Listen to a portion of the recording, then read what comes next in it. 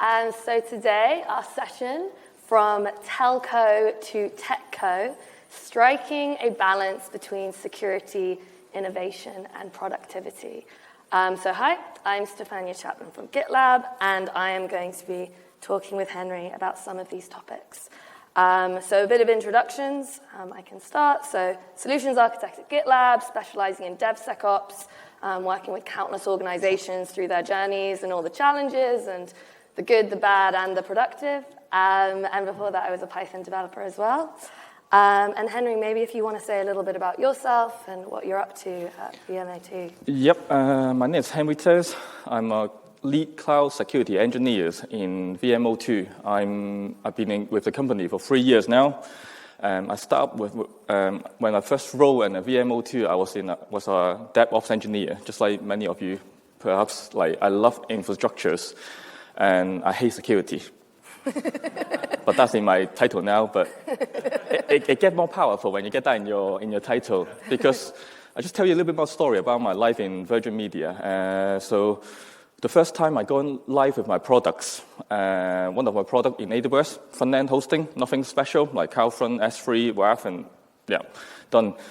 But it took me 9 months to get one product to go live in Virgin Media, because they were using data center security to apply to cloud security at that time. I had to go through, first, before I go live, I need to have a 20 pages design document. Everything I do, like diagrams, what services I use, what's the data in and out. 20 pages. I need to send that to a board of security, and they have 7 teams in security teams that will have a board that during their meetings, weekly meetings, they need to allocate how many security teams need to help me through on my process to go live with my product. But end of the day, I've done all my CI/CD pipeline, security scan, deploy infrastructure, environment progression, dev, stage, production. Everything is there. I just don't know what else they can pick on. But of course, because it's Virgin Media, they have a process of, there's a lot of people wasting FT course anyway. But anyway, 7 teams there. So that's my role. I love security, but not. Well, I love to actually comply with security, but not really into that security. I'm different. I'm coming from a very engineering background. So I moved to 2 years ago. My boss, Fortuné, tell me, come and join the pirate. So he created a digital security team, which is not a traditional security team that I've been working with before in my previous role. So I say, get me on that crew, because I want to really change the way that developer, engineer look at the way that security team are. Because I've been through the pain, I've been through the hell, and I want to make a difference. If I want to make a difference, Telco is a very good company to make a difference in, because there's so much process. Wow. So that's how I become a lead cloud security engineer. I do CI/CD pipeline, infrastructure as code, everything as code. And now it's going to be more platform engineering now, because digital security actually got more influence into the whole company. Instead of just helping a digital department, now my team is actually supporting 13 different departments. Yeah, it's really interesting in terms of your journey to get where you are, because I think some of the best security people are people who have been on the other side, and then they're like, okay, this is all very painful, let me see how I can improve the system, and what you've discussed with the digital kind of security team, and then advancing that into platform engineering. Yeah. So I think you touched on this a little bit with your 20 pages of process, but what are some of the challenges that you've encountered doing this, going from a traditional telecommunications company to more of a technology-driven organization? The first challenge, there are lots of people in enterprise. There are many different specialists. So we use a tool called Remedy. Do you guys know Remedy? BMC Remedy. Yeah. You know as well. I know of it. Yeah, that's so much painful. I don't know how people actually create category in Remedy ticket. And on back of the Remedy ticket, you need to declare what you want, right? You could be a firewall rule change. I want that permissions. Everything is going to be a ticket. On back of it, they will be approvers. Depending on how critical is your ticket, approvers. Some of the ticket I need to go through is going to be like 3 or 5 approver, depending on what that change is. And the people need to get involved in every single ticket is immense. And every single ticket, like that Remedy have a ticket catalog. There's a column called SLA. Every single ticket have their own SLA. There's from 3 days up to 5 days. If I just want to make a firewall rule change in a data center, I need to go through that.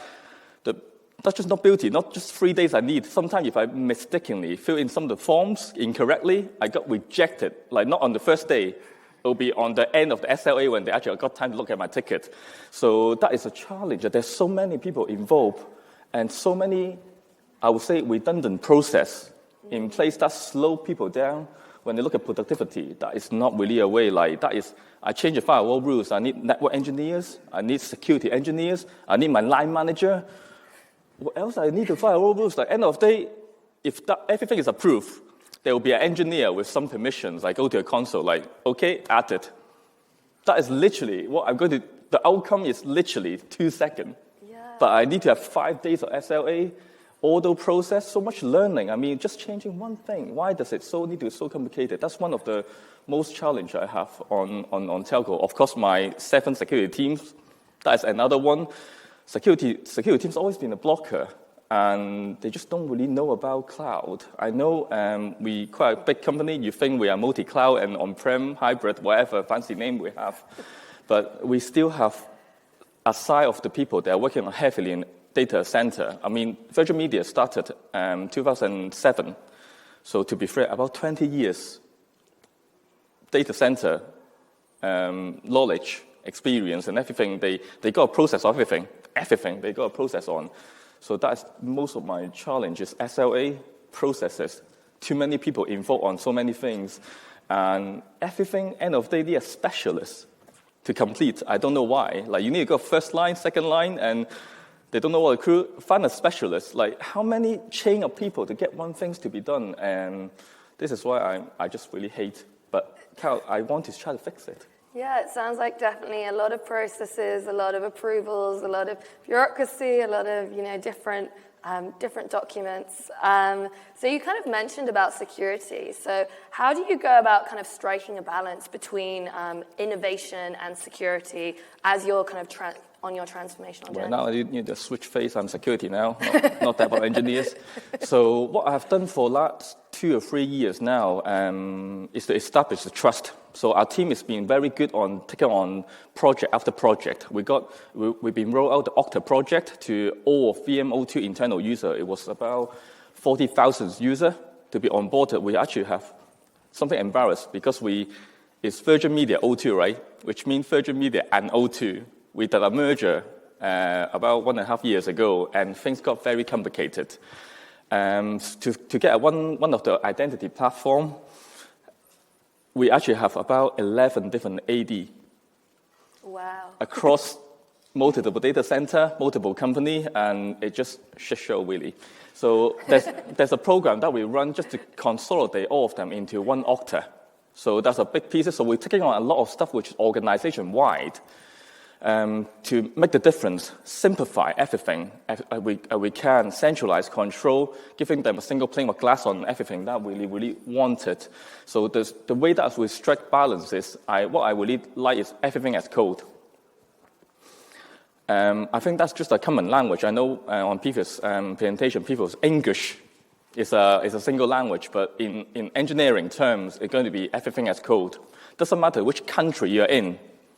The code will be the same, like Terraform is Terraform. Maybe the common will be different language, but the code itself, doesn't matter which language you use, it's quite universal because they are widely adopted across the industry. So that is one thing. So striking a balance, I think balance is meant to be broken anyway, from my point of view. But when you're thinking of balance about innovation and security and productivity. Innovation, you're always thinking of the DevOps engineers, the developer, that making the feature and making something happen for the company, building feature for the company to go live with their feature, grab more revenue, get more customer in. But security, if they only got one role, a security team only got one role, security. But security team wants developer to do compliance, security, and everything. I think that's not fair for all developer engineers because there's so much stuff like For a security professional to be professional, it probably takes them 3 years, intense training, security compliance training. There's so much to learn to become a security professional. But for a developer, I just want to go live with my features. To be fair, I just want to go live with my features. Why do you ask me to do all the compliance and security? So how I strike the balance is I get security team to be more hard work than the developer. Security team need to be application developer. They need to be in infrastructure engineering. They need to be cloud engineering as well. So if you ask security team, like, if you show me your 100 tick boxes of your checklist of compliance, and you want me to build it as a developer, but security team, you cannot show me if you can build it as well. That's not fair. So I get to grab best people from the AppSec, best people from the infrastructure into my team. We show them that we can build good infrastructure, good application, and then once we found the good foundation, we share the love to all our developers, forming a central place of kind of a libraries of everything as code. Everything we build, we're not selfish, we give it to you. Because I always find one thing about innovation, if you've been tasked from your stakeholders saying you build that feature out, the first thing you go for is the research phase, right? Research. You need to go to Google, or whichever cloud you're working with. The primary cloud we're using is GCP, so we rely heavily on the GCP documentation. So first thing you do research, but when you do research, the example to get you started is very general. Because it's supposed to be like that, right? Everyone's supposed to get started with the general documentation, but never get into when we come into a telco context. We want compliance, we want security, we want specific ways to do things. It's impossible. There's no Stack Overflow have that kind of details. There's no template out there that can contain everything that we need. So we as a security team, we build all doesn't matter what you build, from a bucket to a virtual machine, to all the way to Kubernetes cluster, to even CI/CD pipeline, how to build container, how to build a cluster out. Every single part, we got security involved. So everything delivered to you is a better baseline. So whenever you do your innovation, the first phase, research, instead of going to official documentation, go to our documentation. You can get all the pipelines, all the blueprints that you want for getting started. One thing I found out really hard is we got 13 departments. They can vary from front-end, middleware, back-end, data, advanced analytics, data science.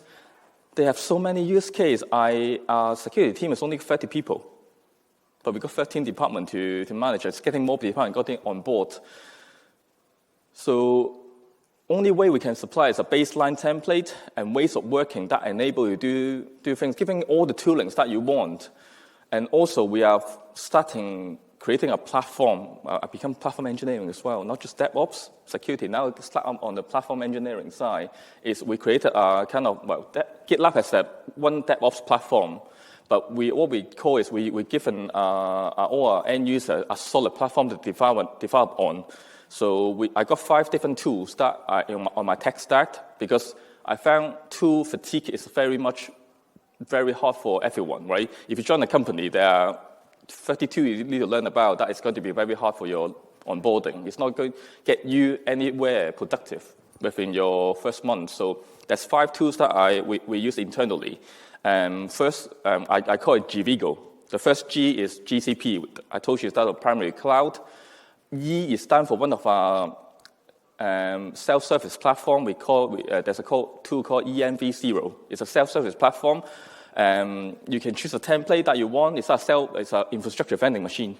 So we got so much template already embedded to it. Whenever you want a GCP project or AWS account, whenever you want to create new products, new pipeline, everything is vending machines. So that's E. Another G is GitLab. So we use it as source control and also all the CI/CDs and security scanning capability. V is stand for secret management, which is Vault. We use Vault all the time. I don't think any application in the world can live without secret management nowadays. So, and on one platform, and final is O, which is Okta. So using these 5 tools I'm able to provide a platform for any product go live. You can go for end-to-end all by yourself. And you can go through that. So we do a lot of platform engineering, enable the self-service, automations, and I actually created automation that took our whole team because there's people in the team that no longer relevant for digital transformation. We need to accept that. Because if your company is 1,000 people in your company, I would say easily you can chop half of them out through automation. I know it's cruel, but telco is cruel. If we don't change from Techco or telco to Techco, we will die. Every time you do a renewal on your contract, you negotiate a lower price. You scare us by, BT is doing a better deal, move to BT, and then we need to do the retention discount. So telco is, the way that we're doing is dying. So we need to switch to a technology company. How do we actually make use of a customer data? How can we provide our customer better experience by analytics and so on? So we need to transform or we will die. So it's quite crucial, but there's definitely a very good motivation for us to become better in DevOps in Virgin Media O2. Yeah, it's really interesting, some of the kind of topics you've talked around innovation. And if anyone was in the seminar yesterday, seems so far away, this is one of the things that we talked about was, I know that within your team, if you wanted to get a team onboarded onto these kind of 5 tools, it would take something like, it was 2 weeks, and then you got it down to 20 minutes, which if you think about, the amazingness in increase in efficiency, that's definitely going to have positive effects. So in terms of with what you're talking about, with your platform, so you've mentioned using GitLab for DevSecOps. So can you talk a little bit about your experience with GitLab and also kind of how it's contributed to your successes? Cool. So one of Jim Kim's example yesterday, if you guys it was the 2 hospital example. So everyone actually started with the same equipment. It's the way they interpret and using the tools that are different. So I get to the point that I think we adopted GitLab 3 years ago. Because it's telco, we had to purchase the self-managed instance to put on a data center to do our first version of the GitLab. That was horrendous. But people are using it, they like it, they start getting used to the tools, having all CI/CD on that, and we moved to GitLab.com 2 years ago when we got a budget, and when we got so much momentum already, people really want to use CI/CD. And GitLab is the first thing I like about GitLab is just a source control system, to be fair. That's the first thing that GitLab really do is source control. Because I do love everything as code. Everything I build is as code. The only way I can share my knowledge and everything is as code. So choosing GitLab as a source control, fantastic. I don't need to manage anything on GitLab.com. So for me, I do transparency as well. I love one of the principles you guys have in GitLab is transparency. Every single bit of code to build up the whole infrastructure in a multi-cloud estate are in code, and everyone join the company will have access to the code. We don't shine away that, guys, this is top secret project, NDA project, you cannot see it. We don't do that, because GitLab provide that transparency. People can search about the code, wiki and all of that. So that's the way that I really like about GitLab transparency. So nowadays, everyone started onboarded. Everything is code.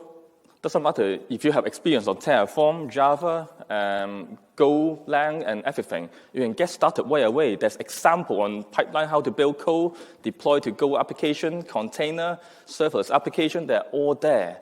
So GitLab become a way that I can shelf every single thing I've done as a library. That's only a starter, right? Once you have code, what do you do with code? It's security scanning. So they do have quite a few already predefined the template for security scanning. Doesn't matter. It's going to be your infrastructure scan, application scan, dependency scan. I don't want to sell too much, but all the scanning tools. So in a way that, because I need to work with a way that I need to serve so many departments. Department can be vary from 15 people department all the way to up to 500 people departments. And also the skill set is totally different. I got people that really want to go to a new world with us from data center, which they don't even know Git or source control. If I ask them, run the pipeline, but they don't even know Git. So I use GitLab to bridge the gap that if people have passion and willing to learn, there's always a repo, a project for them to use in our GitLab. And we use a lot of, actually, internally, I do a lot of video recording. Every single step, I try to form that in a tutorial into 3 minutes. So that's another one. I do a lot of recording myself, which is I'm embarrassed on. I never really want to watch this recording myself, just like that. And documentation is quite good on GitLab. They got wiki and also that. And so I'm able to use a lot of GitLab tooling because they've been doing DevOps for a long time now. So if I'm a new company joining, they have already get a lot of tools already in place. Why don't I just utilize it? The less tools, the better. Now I'm not trying to give them all the fantastic tools. I know you can buy so many different tools which are really good at specific stuff, but GitLab is actually teaching the concept of DevOps, the culture of DevOps. You need to get people to start learning and willing to accept DevOps first before you can go to different level. So I think GitLab nowadays, when we're using all that 600 users now, they are kind of all into DevOps ways of working because they just, everything they do in GitLab, they think I'm doing DevOps stuff. Everything they do in GitLab, they feel some pride on that. So every time they come in for a new starter, I think now, and as you mentioned, like it was historical, 2 weeks to onboard a new department into our company. And of course, there are a lot of paperwork. I mean, cost center, cost charge, everything, like legacy company. And once they get on technical onboarding, I know I'm doing everything as code and 2 years ago, but it was scattered around. But this is a learning curve for me. But first, I need to understand the code that I need to build a department out.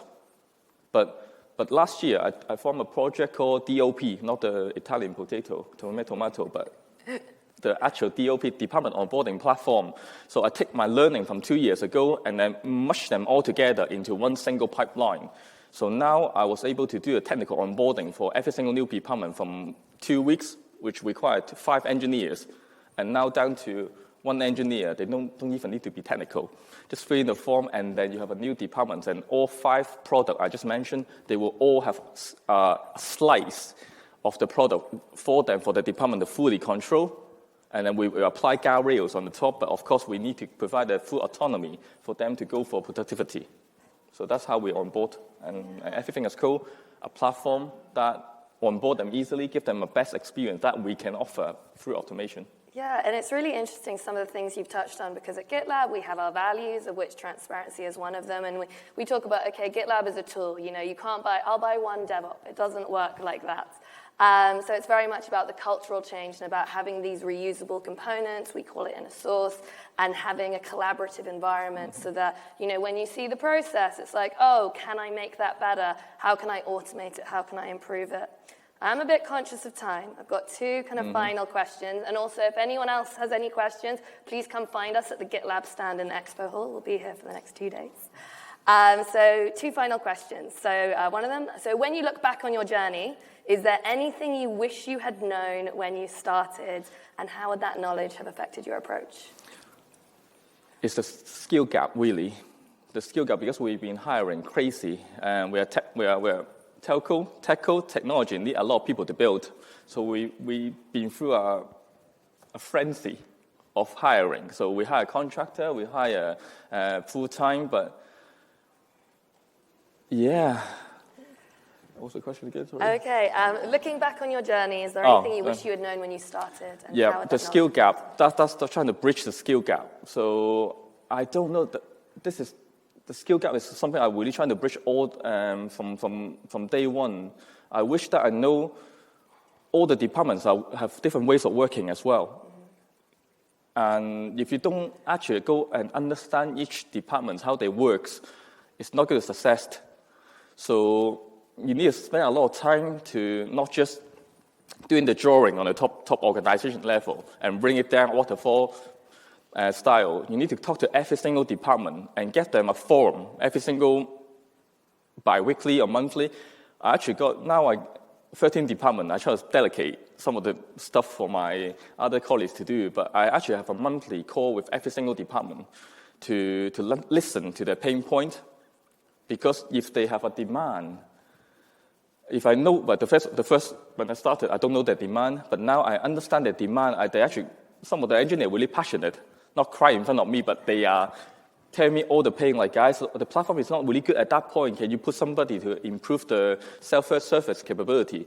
The security scan is not scanning or just failing. What can we do on that? So, and also they are worried about the whole cloud perimeter now. In GCP, they have a really good service control called VPC service control. If you're using GCP, not using VPC service control, I suggest you start investigating on that, because it starts the way that as soon as I put in that control on the top of VPC service control, it's a perimeter that guard every single GCP API that you can think of in their platform. And once I put it on there, all my data team is happy and get to a point that I don't need to. So, when you deploy into the cloud, you need credential, access key, secret key, service account key. Those get leaked, right? You need to accept that. That's a risk.